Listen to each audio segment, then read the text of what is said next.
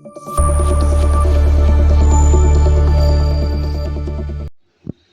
Students, welcome to smart class academy Tamil. இன்றைக்கி வந்து 6th Tamil இலக்கியத்தில் இயல் 4, அதாவது பருவம் 2ல் முதல் இயல் பார்க்க போகிறோம். ஸோ பார்த்துக்கோங்க, அதில் முதல் டாபிக் என்ன அப்படின்னு பார்த்தோன்னா மூதுரை. சரிங்களா? ஸோ மூதுரை வந்து எழுதுனது யார் அப்படின்னா ஔவையார். இந்த பாட்டை பார்த்துங்க. இந்த பாட்டு வந்து ஓல்டு புக்லேயும் கவர் ஆகுது. சரிங்களா? இதே பாட்டு ஓல்டு புக்லேயும் கவர் ஆகுது. சரிங்களா? நூல்வெளி பார்த்துக்கோங்க. மூதுரை நூலின் ஆசிரியர் ஔவையார். ஸோ பார்த்துங்க, இவங்க எழுதுனது என்னென்ன? ஆத்திச்சூடி, கொன்றை வேந்தன், நல்வழி. சரிங்களா? ஸோ இதெல்லாம் என்ன? கொன்றை வேந்தன்னா ஒரு மனப்பாட பாட்டு அது மாதிரி வரும். சரிங்களா? அது மாதிரி நூல்கள் எழுதியிருக்காங்க. இதே பாட்டு வந்து நான் ஹையர் கிளாஸ்லேயும் பார்ப்போம். சரிங்களா? மூதுரை அப்படின்னா என்ன சொல்லுவோம்? மூத்தோருக்கு ஒரு அறிவுரை தான் மூதுரை அப்படின்னு சொல்கிறாங்க. சரிங்களா? மூதுரையில் 31 பாடல்கள் இருக்குது. அப்போ மூதுரையில் உள்ள பாடல்களின் எண்ணிக்கை எத்தனைன்னு கேட்டிங்கன்னா என்ன சொல்வீங்க? 31 பாடல்கள். இதை கூற்று காரணமாகவும் கேட்கலாம், இல்லை சிங்கிள் ஒன்லைனர் கொஷினாக கூட கேட்கலாம். சரிங்களா? ஸோ எப்படி கேட்டாலும் நீங்கள் ஆன்சர் பண்ணதுக்கு பழகிடணும். சரிங்களா? ஸோ அதே மாதிரி மாசறை அப்படின்னா, மாசு அப்படின்னா என்ன? அதாவது மாசு, பொதுவாக மாசுனா என்ன சொல்லுவோம்? அதாவது தூசி படிஞ்சது. அது மாதிரி குற்றம் இல்லாமல் அது மாதிரி. சரிங்களா? சீர்தூக்கி அப்படின்னா ஒப்பிட்டு ஆராய்ந்து. அடுத்து தேசம்னா நாடு, இது நமக்கு தெரியும் நினைக்கிறேன். அதே மாதிரி புக் பேக் பார்த்துங்க. இதில் வந்து இந்த சேர்த்தல் பிரித்தல் கேட்கறதுக்கு வாய்ப்பு இருக்குது. சரிங்களா? ஸோ அடுத்து துன்பம் வெல்லும் கல்வி. ஏழை படித்ததோடு இருந்து விடாதே, நீ ஏன் படித்தோம் என்பதையும் மறந்து விடாதே, நாட்டின் நீதி தவறி நடந்து விடாதே, நாம் நல்லவர்கள் தூற்றும்படி வாழ்ந்து விடாதே. இது மாதிரி நிறைய பாட்டு இருக்கும். இந்த பாட்டு எழுதுனது யார்? பட்டுக்கோட்டை கல்யாண சுந்தரம். இந்த பாட்டு எழுதுனது யார்? பட்டுக்கோட்டை கல்யாண சுந்தரம். தூற்றும்படினா தெரியும் தானே? இகழும்படி. சரிங்களா? அதே மூத்தோர்னா பெரியோர், மேதைகள்னா அறிஞர்கள், வற்றாமல்னா அழியாமல், நெறி அப்படின்னா வழி. சரிங்களா? அதே மாதிரி மாற்றோர் அப்படின்னா மற்றவர் அப்படின்னு அர்த்தம். எல்லாம் ஒன்று தான். அதே மாதிரி நூல்வெளி பாருங்களேன். எளிய தமிழ் சமூக சீர்திருத்தங்களை வலியுறுத்தி பாடியவர் யாருன்னு கேட்கலாம். யார்? பட்டுக்கோட்டை கல்யாண சுந்தரம். இவர் வந்து திரை இசை பாடல்களை பாடியிருக்காரு. உழைப்பாளர்களின் உயர்வை பற்றி பாடிய கவிஞர்களில் ஒருவர் முக்கியமானது பாயிண்ட்டு, இவர் வந்து மக்கள் கவிஞர் என்று அழைக்கப்படுபவர். சரிங்களா? ஸோ இது கேட்பாங்க, ப்ரீவியஸ் டிஎன்பிசியில் கேட்டிருக்காங்க. சரிங்களா? ஸோ அடிக்கடி கேட்க போகிற கொஷின். இப்போ எக்ஸாம்பிளுக்கு ப்ரீவியஸ் டிஎன்பிசியில் கேட்டிருக்க ஒரு கொஷின் என்ன அப்படின்னா, பகுத்தறிவு கவிராயர் யாருன்னு கேட்டிருக்காங்க. யார்? உடுநலை நாராயண கவி. ஸோ அதே மாதிரி தான் இந்த புனை பெயர்களை வச்சோ இல்லை சிறப்பு பெயர்களை வச்சோ கொஷின் கேட்குறது அதிகமாக கேட்டுட்ருக்காங்க டிஎன்பிசியில். ஸோ பார்த்துக்குங்க. அடுத்து சரியான விடையை தேர்ந்தெடுத்துறதுல அதே தான் நம்ம பார்த்தா திரும்ப வரும். ஸோ அதனால் பிரச்சனை இல்லை, அதை பார்த்துக்கோங்க புக் பேக்கு. அதே மாதிரி கல்வி கண் திறந்தவர். இப்போ படிப்பறிவு இருந்தால் நாடு முன்னேற்றம் அடையும் என்று கூறியவர்.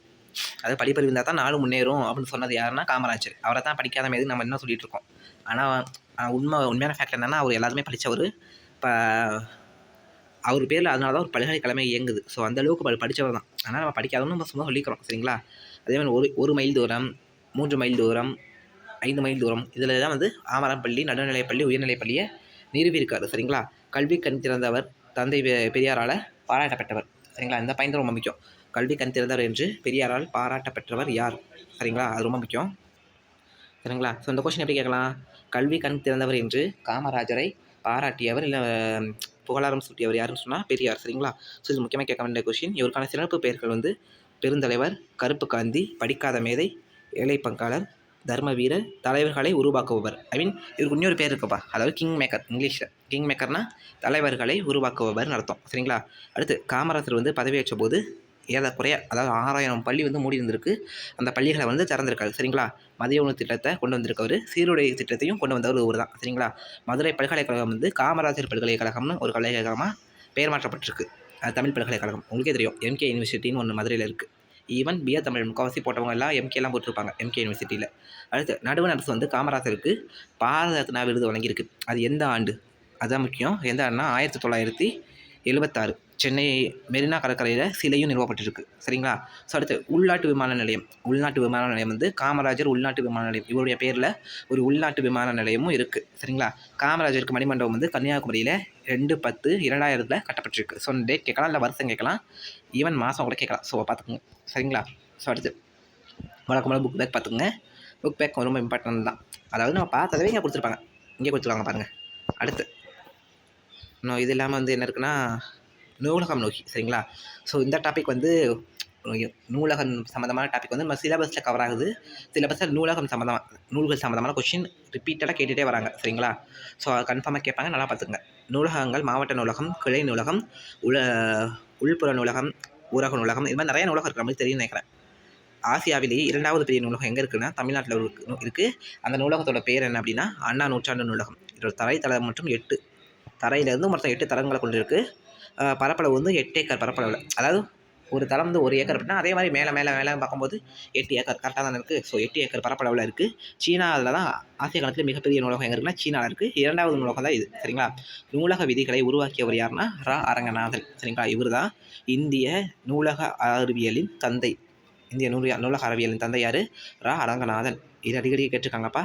இங்கு 20,000க்கும் மேற்பட்ட பல்லூடக குறுந்தகடுகளும் குழந்தைகளுக்கான அந்த கேசட்ஸ் வச்சுருக்காங்க. சரிங்களா? 7ஆம் தளத்தில் வந்து பழைய ஓலைச்சுவடிகளும் இப்போ வரைக்கும் பாதுகாத்து வச்சுருக்காங்க. இதே தளத்தில் தான் வரலாறு, புவியியல், சுற்றுலா நூல்கள் இதெல்லாம் இருக்குது. சரிங்களா? இப்போ எக்ஸாம்பிளுக்கு என்ன கொடுக்கலாம்னா அண்ணா நூற்றாண்டு நூலகத்தில் காணப்படும் நூல்கள் கொடுத்துட்டு கீழே பொருத்தங்களை கொடுக்கலாம். தரைத்தளம் கொடுத்துட்டு இந்த நூல்கள், அதே மாதிரி 7ஆம் தளம் கொடுத்துட்டு இப்போ எக்ஸாம்பிளுக்கு சுற்றுலா இது மாதிரி கொடுத்துனாங்கன்னா நீ கரெக்டாக ஆன்சர் பண்ண தெரியும். சரிங்களா? அண்ணா நூலகத்தோட 8 தளங்கள் என்னங்கிறத பாருங்களேன். வரிசை எங்கே எழுதிருக்க பார்த்தீங்களா? ஸோ இதை பார்த்துங்க. ஃபஸ்ட்டு என்ன தரைத்தளத்தில் வந்து சொந்த நூல் படிப்பகம், பிரெய்லி நூல்கள் தான் தெரியும் இல்லையா? அதாவது கண்ணு தெரியாதவங்க, கண் குறைபாடு இருக்கவங்க பாட வேண்டியவங்க. சரியா? ஸோ அது மாதிரி எல்லாமே இருக்குது. பார்த்துக்குங்க. சரிங்களா? சிறந்த நூலகர்களுக்கான விருது என்ன வழங்குறாங்கன்னா டாக்டர் SR அரங்கநாதன் விருது வழங்கப்படுது. சிறந்த நூலகர்களுக்கான விருது வந்து பேர் என்னென்னா டாக்டர் அரங்கநாதன் விருது. சரிங்களா? நூலகத்தில் படித்து உயர்நிலை அடைந்தவங்க யாருன்னா அறிஞர் அண்ணா, ஜவஹர்லால் நேரு, அண்ணல் அம்பேத்கர், கார்ல் மார்க்ஸ் இவங்கெல்லாம் வந்து நூலகத்திலே படித்து முன்னேறினவங்க. அதனால தான் அண்ணல் அம்பேத்கருக்கு இப்போயும் ஆஸ்திரேலியாவில் வந்து ஒரு சிறந்த படிப்பாளி, அதாவது உலகத்திலே சிறந்த நிறைய அதிக நூல்களை படித்தவர் அப்படிங்கிறதுக்கான ஒரு சிலை வச்சுருப்பாங்க. அது எங்கே இருக்குன்னா ஆஸ்திரேலியா இருக்குது. அங்கே வந்து யாருடைய சிலை இருக்குது அப்படின்னா அண்ணல் அம்பேத்கர், ஒரு இந்தியாக்காரோட சிலை அங்கே இருக்குது. சரிங்களா? ஸோ அந்தளவுக்கு நூலகத்தை படித்து செல்வங்களும் இருக்க தான் செய்கிறாங்க. ஸோ நூலகம் சம்மந்தமான டாபிக் வந்து டிஎன்பிசியில் ஒரு சிலபஸில் ஒரு டாப்பிக்காகவே வச்சுருக்காங்க. ஸோ அதனால் இது நல்லா படிச்சுக்கோங்க. இது வந்து ப்ரீவியஸாக கொஷின் கேட்டுகிட்டே தான் இருக்காங்க, இன்னமும் கேட்பாங்க. ஸோ கன்ஃபார்மாக சொல்ல முடியும் நூலகம் சம்மந்தமாக ஒரு கொஷின் கேட்பாங்கன்னு. முக்கியமாகவே 6th to 12th வரைக்கும் இருக்க தமிழ் புக்கில் ரொம்பவே ஒரு 2 அல்லது 3 டாபிக் மட்டும் தான் நூலகம் சம்மந்தமாக வரும். சரிங்களா? ஸோ அந்த டாப்பிக்கில் இதுவும் ஒன்று. ஸோ அப்போ படிச்சுக்கிட்டிங்கன்னா இதுலேருந்து ஒரு கொஷின், அதை 3 டாப்பிக்கில் ஒரு கொஷின் கேட்குறதுங்கிறது அவ்வளோ ஈஸியாக சொல்ல முடியாது. ஆனால் அந்தளவுக்கு கேட்குறாங்க அப்படின்னா நீங்கள் அதை மட்டும் படிச்சிங்கன்னா மேபி ஒரு கொஷின் நல்லா அட்டன் பண்ணலாம் இல்லையா? ஸோ பார்த்துக்குங்க. சரிங்களா? அதே மாதிரி அந்த காமராஜர் சம்மந்தமாக கல்வி கண் திறந்தவர் அந்த டாப்பிக்கை பொறுத்தளவுக்கு அதில் ஒரு பாயிண்ட் வந்து இதில் இருக்காதுன்னு நினைக்கிறேன். சரிங்களா? இவருடைய பிறந்த நாள் இந்த கொஷின் வந்து 2024 குரூப் 4ல் கேட்டிருக்காங்க. இளைஞர்களின் எழுச்சி தினம். சரிங்களா? அந்த காமராஜர் பிறந்த நாள் வந்து கேட்டுட்ருந்தாங்க. சரிங்களா? ஸோ பார்த்துக்குங்க. இதோட இயல் 4 அதாவது பருவம் 2ல் முதல் இயல் வந்து கம்ப்ளீட் ஆயிடுச்சு. இதற்கான பிடிஎஃப் வந்து டிஸ்கிரிப்ஷனில் ப்ரொவைட் பண்ணிடுவோம்.